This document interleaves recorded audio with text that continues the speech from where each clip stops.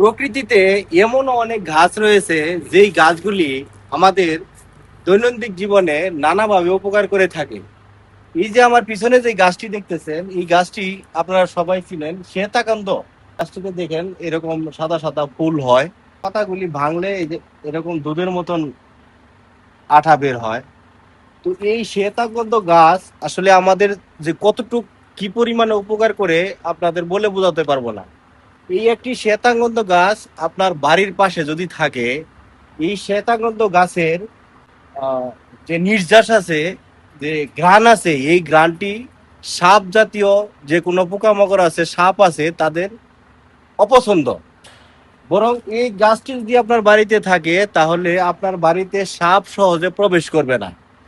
শরীরের কোনো স্থানে যদি ফোলা থাকে তাহলে এই যে যে পাতাটা দেখতেছেন, এই পাতার গরম সেক দিলে ফুলা আপনার একদিনের ভিতরেই কমতে শুরু করবে।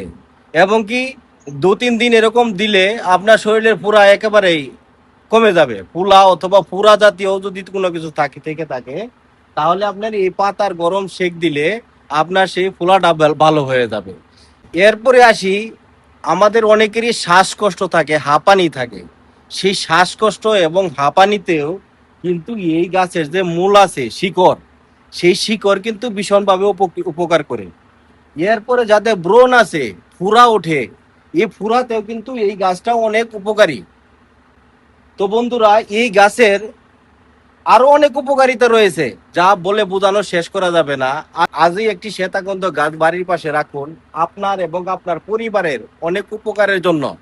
ভিডিওটি যদি ভালো লেগে থাকে তাহলে অবশ্যই একটি লাইক দিবেন এবং শেয়ার করে বন্ধুদের জানিয়ে দিবেন। এবং ফেসবুক পেজ থেকে দেখে থাকলে অবশ্যই পেজটা ফলো দিয়ে রাখবেন এরকম আরো অনেক ভিডিও পাওয়ার জন্য। সে পর্যন্ত সকলেই ভালো থাকুন, সুস্থ থাকুন। আল্লাহ হাফেজ।